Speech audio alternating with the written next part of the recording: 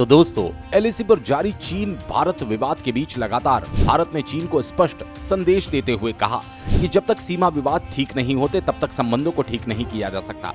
भारत चीन के संबंधों को लेकर भारत का ये स्टैंड पूरी दुनिया जानती है।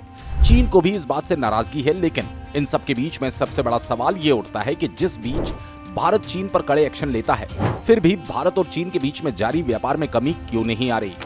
जब भारत और चीन के बीच राजनयिक बातचीत बिल्कुल कम हो चुकी है, तब भारत और चीन के बीच व्यापार क्यों रिकॉर्ड तोड़ रहा है। तो इस सवाल के जवाब में विदेश मंत्री एस जयशंकर को देश की कंपनियों को सुनना चाहिए। चीन की एलएसी पर घुसपैठ की कोशिशों के बीच चीन से आयात भारत ने कम किया, लेकिन चीनी कंपनियों पर भारत ने बैन लगाया। चीनी ऐप्स पर भी भारत ने प्रतिबंध लगाए। भारत और चीन के बीच लंबे समय से सीमा विवाद चला है।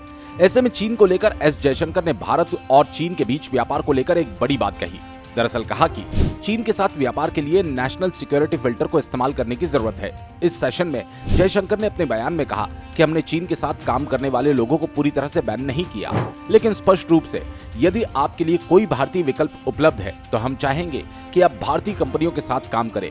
मुझे लगता है कि हमारी राष्ट्रीय सुरक्षा के लिए अच्छा है। जहां चीन का सवाल है, हम अभी भी इस देश में लोगों को प्रोत्साहित करेंगे।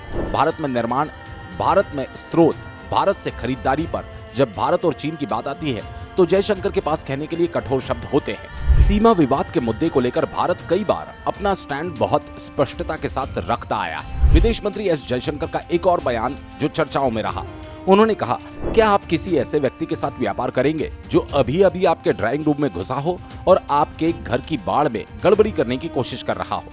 आप नहीं करेंगे, क्योंकि विश्वास और विश्वसनीयता बहुत महत्वपूर्ण हो गई। इसलिए आज विदेश नीति पर सरकारों के बीच सहजता का स्तर बनाने की जिम्मेदारी है। एस जयशंकर का ये बयान भारतीय कंपनियों के लिए था, फिर उन लोगों के लिए जो भारत में ही बिजनेस क्रिएट कर सकते हैं, ताकि चीन पर निर्भर ना होना पड़े।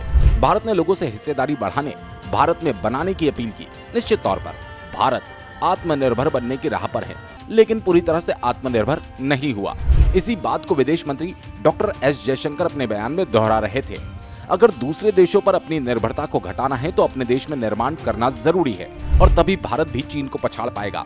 ऐसे में क्या भारतीय कंपनियों को चीन के इंपोर्ट को कम करना चाहिए या नहीं? कमेंट करके जरूर बताएं। और हाँ, ऐसी ही इंफॉर्मेटिव वीडियोस पाने के लिए वीडियो को एक छोटा सा लाइक और चैनल को सब्सक्राइब जरूर कीजिए।